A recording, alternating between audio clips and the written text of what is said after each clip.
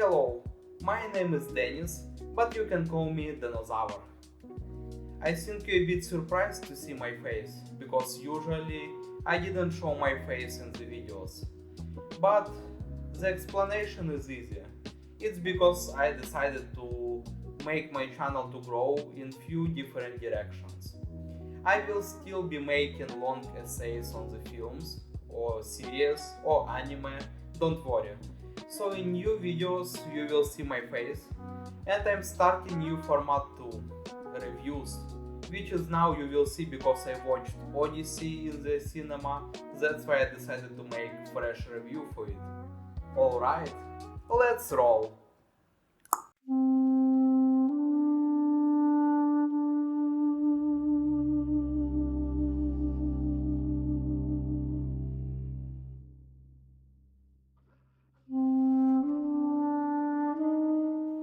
So I watched the Odyssey in IMAX, just as Nolan intended, right? So I went in with the full experience. And now, before and after watching, I kept running into two completely opposite takes online. One camp says this is masterpiece, one of the best Nolan films ever made. But the other camp says it's bad, woke miscasting, Nolan butchering the message of Homer's original epic, that kind of thing. Before I give you my own actual opinion, I want to walk through both of these positions first. So, take one. The film has some diverse casting choices that people call woke, and yeah, they are there. I'm not going to pretend otherwise, but honestly, this is a blown out of proportion complaint. Those actors get maybe a couple minutes of total screen time.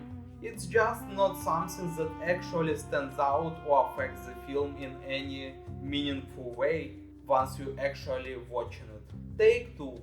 Nolan didn't stick to the canon. He added his own interpretation, changed some events, and here I will push back. A director and screenwriter are creators too.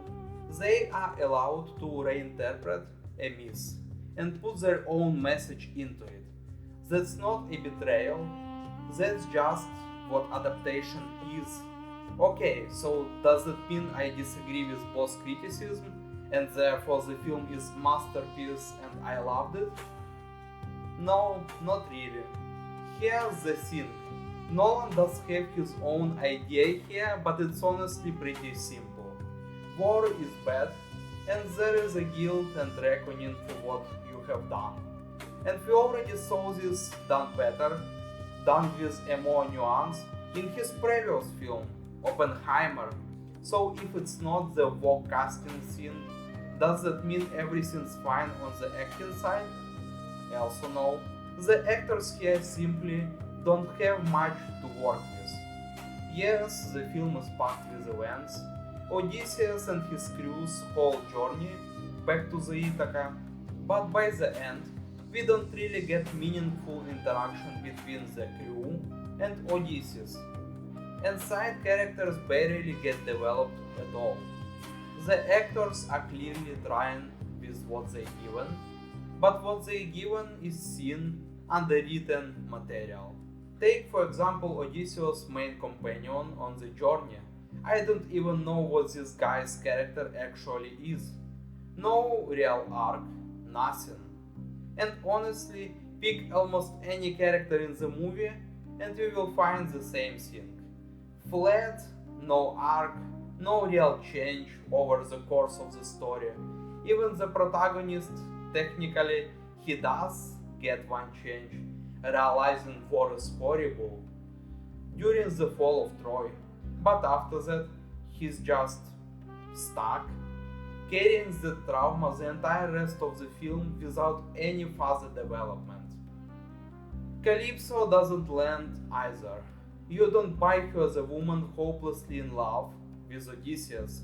We don't even get a glimpse of them actually enjoying time together. She just walks around the whole movie looking miserable. Pattinson's villain is villain for the villain's sake. no attempt at nuance or complexity there either. The only characters that actually worked for me because they have something resembling a real arc are the young prince growing up and trying to step into responsibility for the throne and Ithaca. Menelaus, mostly because the actor plays him with real charisma, and Penelope, who at least has a small arc around letting go of Odysseus and choosing a suitor. To be clear, I don't think Matt Damon does a bad job as Odysseus. He's clearly squeezing everything he can out of the material. The problem isn't the performance, it's the script and the character work underneath it. And because of that, characters end up bland and forgettable. Now someone could say, that's just how Nolan's always been, idea over character. And well, not always actually. Think Memento, Insomnia, The Dark Knight, Inception, The Prestige. Those all have genuinely well written characters that actually make you feel something.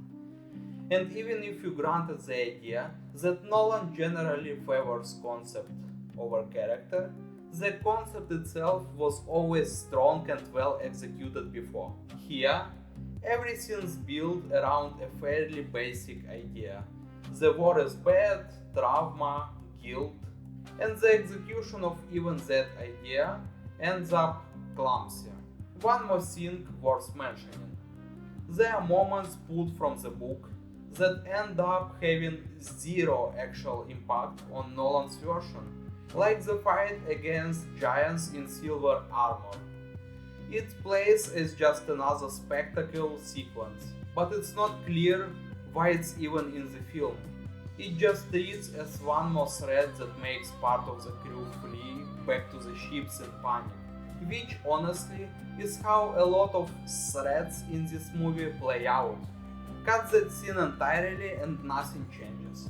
Instead, the runtime could have gone toward actually developing the characters or their relationships. And there is also a strange inconsistency. The film has mythical creatures in it, but Nolan seemingly decided to strip out the influence of the Olympian gods entirely. Technically, the gods are there, but they are framed as manifestation of Odysseus' PTSD, his guilt, rather than actual gods with actual presence in the story. And that's a weird disconnect. You've got all myths full of mythical creatures, for example giants, but somehow no actual gods. It kind of breaks the immersion. So to sum it all up, my verdict is Odyssey is underwhelming. Good movie, but one of the weakest films in the Nolan's filmography.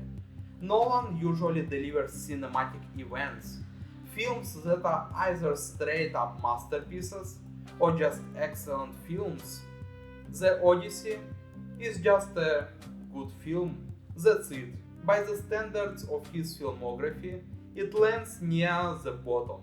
And still, despite all problems, despite it not being anywhere close to perfect, I did enjoy watching it.